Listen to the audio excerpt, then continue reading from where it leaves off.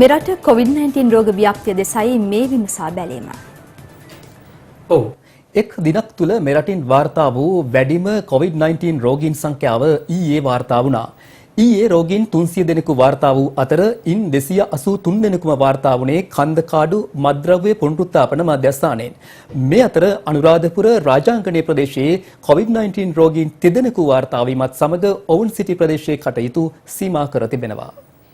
කන්දකාඩු මත්ද්‍රව්‍ය පුනරුත්ථාපන මධ්‍යස්ථානයේ සිට වැලිකඩ බන්ධනාගාරයට මාරු කර ඇවූ රැඳවියෙකු COVID-19 රෝගියෙකු බවට පසුගිය 7 වෙනිදා හඳුනා ගැනීමත් සමග එහි සිටි රැඳවියන් නිලධාරීන් මෙන්ම කන්දකාඩු පුනරුත්ථාපන මධ්‍යස්ථානයේ පිරිසද PCR පරීක්ෂණ සඳහා යොමු කෙරුණා. එම පරීක්ෂණ ප්‍රතිඵල අනුව කන්දකාඩු පුනරුත්ථාපන මධ්‍යස්ථානයේ COVID-19 රෝගීන් 57 දෙනෙකු හඳුනාගත් අතර ඊයේ දිනේ තවත් 283 දෙනෙකු හඳුනා ගැනුණා. ඒ අනුව මේ වන විට කන්දකාඩු පුනරුත්ථාපන මධ්‍යස්ථානයේ රෝගීන් 340 දෙනෙකු හඳුනාගෙන තිබෙනවා. මෙහිදී අපට පෙනී ඒ නේවාසිකයින්ගෙන් බහුතරයකට රෝගය වැළඳී ඇති බව සහ එය අප හඳුනා ගන්න අවස්ථාවේ වැනි බහුතරයට වැළඳී ඇති බව. ඒ නිසා අපට බලාපොරොත්තු වෙන්න පුළුවන් නාවික හමුදාවේ ඇති වුණු පොකුරමෙන් දීර්ඝ කාලයක් මේ පවතින එකක් නැහැ. මෙය කන්දකාඩු කඳ වෘත්තවල මෙම තත්වය කෙටි කාලයකින් අවසන් වෙනවා කියන එක තමයි අපගේ විශ්වාසය. සෞඛ්‍ය අමාත්‍යාංශය ඒ වගේම හමුදාව බුද්ධ්‍යංශ විශේෂයෙන්ම මහන්සි වෙන්නේ යම්කිසි ආකාරයෙන් හෝ පිටතට මේ රෝගය පැතිරීම වැළැක්වීම සඳහායි. මේ අතර කන්දකාඩු පුනරුත්ථාපන මධ්‍යස්ථානයේ උපදේශකයෙකු ලෙස කටයුතු කළ හමුදා සමාජිකයෙකුට COVID-19 රෝගය වැළඳී ඇති බවට තහවුරු වී තිබෙනවා. ඔහු රාජාංගණයේ පහේ කණුව ප්‍රදේශයේ පදිංචිකරුවෙක්. උතුරු මැද පළාත් සෞඛ්‍ය සේවා අධ්‍යක්ෂ වෛද්‍ය පාලිත බණ්ඩාර මහතා පැවසුවේ එම නිලධාරියාගේ දරුවන් දෙදෙනාද COVID-19 රෝගීන් බවට හඳුනාගෙන ඇති බවයි. ඒ අනුව ඔවුන් ප්‍රතිකාර සඳහා යොමු කර ඇති අතර නිවැසියන් නිරෝධායනයට යොමු කර තිබෙනවා. වෛද්‍ය පාලිත බණ්ඩාර මහතා පැවසුවේ මෙම ප්‍රදේශවාසීන් ඒ සම්බන්ධයෙන් දැනුවත් කර ඇති අතර එම ප්‍රදේශයට ඇතුළු වීමට සහ පිටතට යාම සීමා කර ඇති බවයි. මේ අතර අදාළ දරුවන් දෙදෙනාගේ පාසල සම්බන්ධයෙන් ක්‍රියාමාර්ග පිළිබඳව උපදෙස් ලබා ගැනීමට කටයුතු කර ඇති බව උතුරු මැද පළාත් ආණ්ඩුකාරවරයා පැවසුවා. ඇතැම් ඒ සම්බන්ධයෙන් අපි අද සාකච්ඡා කළා ප්‍රධාන ලේකම් සමග සහ අධ්‍යාපන ලේකම්වරයා සමග අපි දැනට අපි ඒ තත්ත්වය පැහැදිලි කරලා තියෙනවා සෞඛ්‍ය අංශවලට. එනිසා සෞඛ්‍ය අංශවලින් ලැබුණ විශේෂ උපදෙස් අපි ඒ අනුව ක්‍රියා කරනවා. ඒක ගොල් 6ක ළමයිනේ අධ්‍යාපන අමාත්‍යාංශ නීති අමාත්‍යාංශ ලේකම්වරයාට දැනුම් දීලා තියෙනවා. අපේ ප්‍රධාන ලේකම්වරයා මේ වෙනකොට ඒ නිසා මේ අධ්‍යාපන අමාත්‍යාංශයෙන් සහ සෞඛ්‍ය උපදෙස් අනුව අපි ඉතා ඉක්මන් ක්‍රියාමාර්ගයක් ගන්නවා. ඒක පාසලක් වශයෙන් සම්බන්ධයෙන් විශේෂයෙන් අපි කටයුතු කළ යුත්තේ සෞඛ්‍ය උපදෙස් සහ අධ්‍යාපන අමාත්‍යාංශය සමග දැනුවත් වීම. ඒ නිසා අපි කටයුතු ඒ ආකාරයට ඉදිරියට කරනවා. ඊයේ වාර්තාව COVID-19 රෝගීන් 300 දෙනාගෙන් 283 දෙනෙකු කන්දකාඩු පුනරුත්ථාපන මධ්‍යස්ථානයෙන් වාර්තා වූ රෝගීන්. කන්දකාඩු පුනරුත්ථාපන මධ්‍යස්ථානයේ ආසාදිතයෙක් ඇසුරු කළ 3 දෙනෙකු සහ තවත් වැලිකඩ බන්ධනාගාර රැඳවියෙකුද COVID-19 රෝගීන් ලෙස ඊයේ වාර්තා වුණා. මේට අමතරව ඉන්දියාවේ සිට දිවයිනට පැමිණි 9 දෙනෙක්, එක්සත් අරාබි එමිරාජයෙන් පැමිණි 3 දෙනෙක් සහ පාකිස්තානයේ සිට පැමිණි පුද්ගලයෙක්ද COVID-19 රෝගීන් ලෙස ඊයේ හඳුනාගත්තා. තවත් දේශීය පුවත් කිහිපයක් කෙටියෙන් දකිමු දැන්. මෙවැනි මහමැතිවරණයට අදාළ නිල ඡන්ද දැන්වීම් බෙදා හැරීම අද සිට ආරම්භ කරනවා. එම ඡන්ද දැන්වීම් පත්‍රිකා ලබන 29 වෙනිදා දක්වා බෙදා හැරෙන අතර එදින වන විට ඡන්ද පත්‍රිකා නොලැබුණු ඡන්ද හිමියන්ට තැපැල් කාර්යාලයට ගොස් සිය අනන්‍යතාව තහවුරු කර නිල ඡන්ද දැන්වීම් පත්‍රිකා ලබාගත හැකි බව මැතිවරණ කොමිෂන් සභාව පවසනවා. අම්බලන්තොට මදුනාගල රක්ෂිතය ආසන්නයේ ඇලක් අසල වෙඩිවැදී මියගොස් සිටි වයස අවුරුදු 35ක් පමණ වන වන අලියෙකු හම්බන්තොට වනජීවි නිලධාරීන් සොයාගෙන තිබෙනවා. සිද්ධියට සම්බන්ධ සැකකරු මේ වන විට හඳුනාගෙන ඇති අතර ඔහුව අත්අඩංගුවට ගැනීමට පොලිසිය පරීක්ෂණ ආරම්භ කර තිබෙනවා. හොරණ සුචරිතගම උපන්දින සාදයක් අතරතුර සිදු කළ පහරදීමකින් පුද්ගලයෙකු මිය ගියා. හොරණ පොලිසිය පැවසුවේ පුද්ගලින් දෙදෙනෙකු එක්ව සවලකින් පහර දී මෙම ඝාතනය සිදු කර ඇති බවයි. හොරණ සුචරිතගම ප්‍රදේශයේ දැරියකගේ උපන්දින සාදයක් ඊයේ රාත්‍රියේ පවත්වා තිබෙනවා.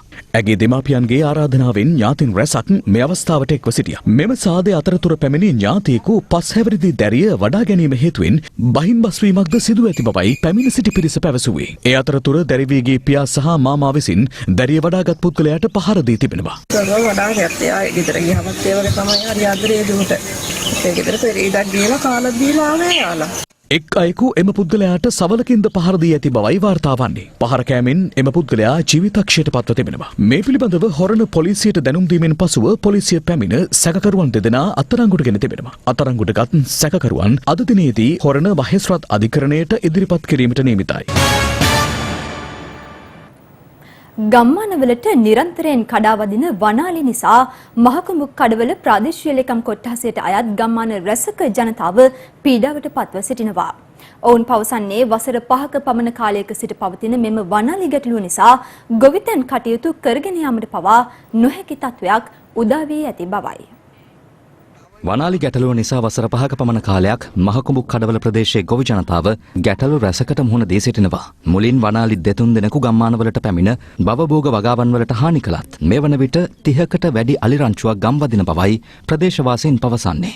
පොල් ඇතුළු ස්ථිර භෝගවලට හානි කරන වනාලි අස්වනු නෙලීමට ආසන්න කුඹුරු රැසක්ද විනාශ කර දැමීමට පටන්ගෙන තිබෙනවා.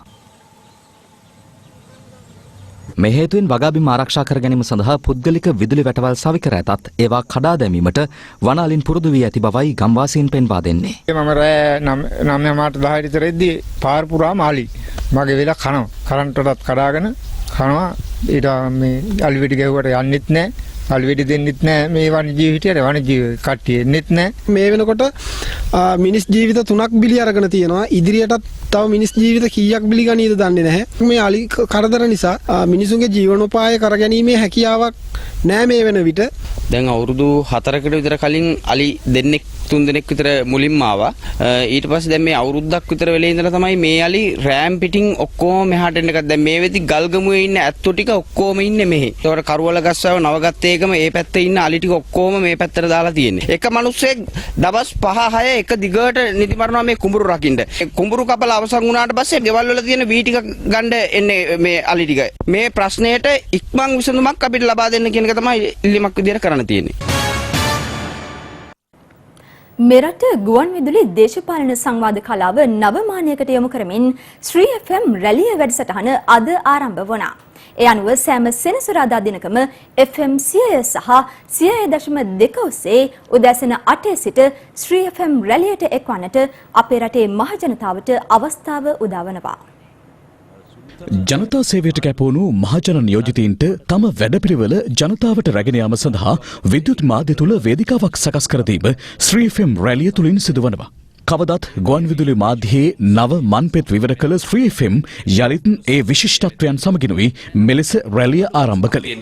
නිහඬ උණුසුමට ජීවයක් දෙන්න තමයි ශ්‍රී FM රැළිය දේශපාලන වේදිකාවක් කරලා දෙන්නේ. අද ආරම්භක රැළියට ශ්‍රී ලංකා පොදු ජන පෙරමුණේ කොළඹ දිස්ත්‍රික් අපේක්ෂකයන් වන හිටපු අමාත්‍ය සුසිල් ප්‍රේමජයන්ත් මහතා, අජිත් සුබසිංහ සහ එක්සත් ජාතික පක්ෂයේ ජ්‍යෙෂ්ඨ නායකයෙක් වන දයා ගමගේ මහතා මෙන්ම ජාතික ජනබලවේගය නියෝජනය කරමින් කොළඹ දිස්ත්‍රික් අපේක්ෂක විමල් කැටපයාරච්චි මහතා එක් වුණා. ABC මාධ්‍ය ජාලයේ ප්‍රධාන විධායක සුදේව හෙට්ටිආරච්චි මහතාගේ සහ ABC රේඩියෝහි ප්‍රධාන විධායක නිලධාරී චන්දන තිලකරත්න මහතාගේ අධීක්ෂණය මත රැළිය නිර්මාණය වී තිබෙනවා. මෙවර මැතිවරණ සමයේදී පවතින කොරෝනා ව්‍යාප්තියත් සමගින්ම සමාජ දුරස්ථභාවය රඳවා ගැනීම වෙනුවෙන් සෞඛ්‍යංශ විසින් නිර්දේශ ගණනාවක් ඉදිරිපත් කර තිබෙනවා. මීට විසඳුමක් ලබා දෙමින් මෙරට විද්‍යුත් මාධ්‍යයේ නව සටහනක් තබමින් මීට දෙසතියකට පෙර ශ්‍රී ලාංකීය ඡන්දදායකින්ගේ නිල නාලිකාව ලෙස ස්වර්ණවාහිනිය රැළිය ආරම්භ කළා. ඊට සමගාමීව අද ආරම්භ වුණු ශ්‍රී FM රැළිය ශ්‍රී FM ගුවන් විදුලිය ඔස්සේ සෑම සෙනසුරාදාවකම උදැසන 8 සිට ශ්‍රවණය කිරීමේ හැකියාව පවතිනවා. ජනතාවගේ නියෝජිතනේ අපි. ඒ නියෝජිතය හැටියට කරන්න ඕන කාර්යභාරය අපි ඉටු කරලා තිනවා මේ කාල සීමාව තුළදී. අපි ආදායම උපදින ගමන් තමයි අපි සියලු සංවර්ධන වැඩ ක්‍රියාත්මක කරේ. ඇයි මේ අවුරුදු 5ක් තුළ ඔය කියන වැඩ පිළිවෙල ගෙනියන්න බැරි වුණා? ගිය සැරේ ඡන්දේ කාට දුන්නත් කමක් නැහැ. අපේ තරහක් නැහැ. නේද? අතීතයේ සිහිනයක් පමණයි, සැබෑ සුවඳක් නැහැ වගේ. කොරෝනා වසංගත ව්‍යාප්තියේ යම් පාලනයක් පෙන්눔 කිරීමත් සමග ඊයේ පැවති සිංගප්පූරු මහමැතිවරණයෙන් පාලක මහජන ක්‍රියාකාරී පක්ෂය ජය ලැබුවා. මේ අතර ගත වූ දිනේ ඇමරිකාවෙන් COVID-19 රෝගීන් 71,000කට අධික සංඛ්‍යාවක් හමු ඇති අතර ලොව පුරා වාර්තාගත රෝගීන් සංඛ්‍යාව 1,26,00,000 ඉක්මවා තිබෙනවා. ඒ තොරතුරු සමගින් දැන් විදෙස් පුවත්.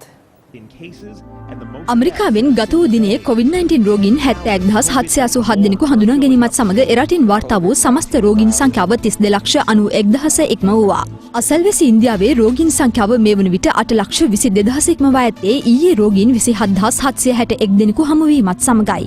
මේ අතර කොරෝනා වසංගතයේ යම් පාලනයක් පෙන්නුම් කෙරුණු සිංගප්පූරුවේ ඊයේ පැවති මහමැතිවරණයෙන් 1965 වසරේ සිට එරට බලයේ හිමි මහජන ක්‍රියාකාරී පක්ෂය ජය ලැබුවා.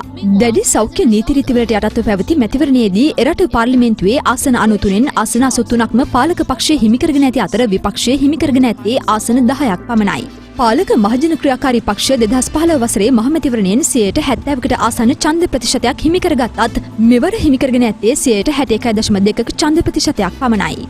මෙවර ප්‍රතිඵලය අනුව නූතන සිංගප්පූරුවේ නිර්මාතෘ ලී ක්වාන් යූගේ පුත් ලී සෙන් ලූන් නැවතත් එරට අග්‍රාමාත්‍යවරයා ලෙස පත්වනු ඇතේ. මේ අතර සුරූපී ඇමරිකන් රංගන ශිල්පිනියක් වුණ නයාරි වේරා සහ ඇගේ පුත්‍රයා ලොස් ඇන්ජලීසි ජලාශයක සිදු වූ බෝට්ටු අනතුරකින් මියගොස් ඇතැයි විදෙස් මාධ්‍ය පවසනවා. ඔවුන් අවසන් වරට බෝට්ටුව වෙත යන ආකාරය CCTV කැමරාවක සටහන් වී ඇති අතර තවමත් ඔවුන්ගේ සිරුරු සොයා මෙහෙයුම් ක්‍රියාත්මකයි. මේ අතර තම ජාලයට එක් කර තිබූ අසභ්‍ය දර්ශන සහිත වීඩියෝ මිලියන 49ක් මකා දැමූ බව TikTok සමාගම පවසා ඇතැයි විදෙස් වාර්තාවල සඳහන්. චීනයේ පිහිටුව ඇති එම සමාගම පවසා ඇත්තේ 2019 ජූලි මාසයේ සිට දෙසැම්බර් දක්වා කාලය තුළ එක් කර තිබූ අසභ්‍ය වීඩියෝ මෙලෙස මකා දැමූ බවයි.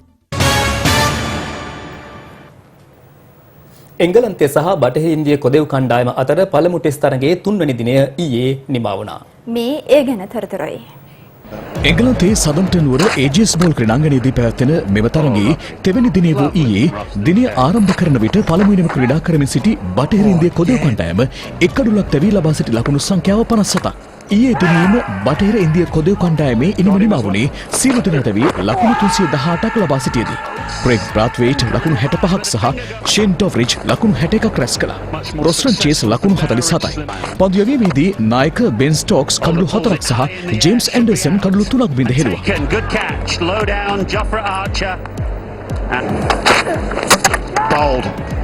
ලකුණු 114ක් පසුපසින් සිටමින් තම දෙවන ඉනිම ආරම්භ කළ එංගලන්ත කණ්ඩායම ඊයේ දිනේ නිමා වන විට කිසිවෙකු නොදැවී ලකුණු 15ක් ලබා සිටියා.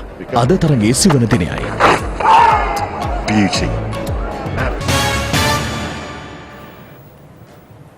ලයිව් ඇට් 12 අදට අවසන්. සුබ දවසක්. සුබ දවසක්.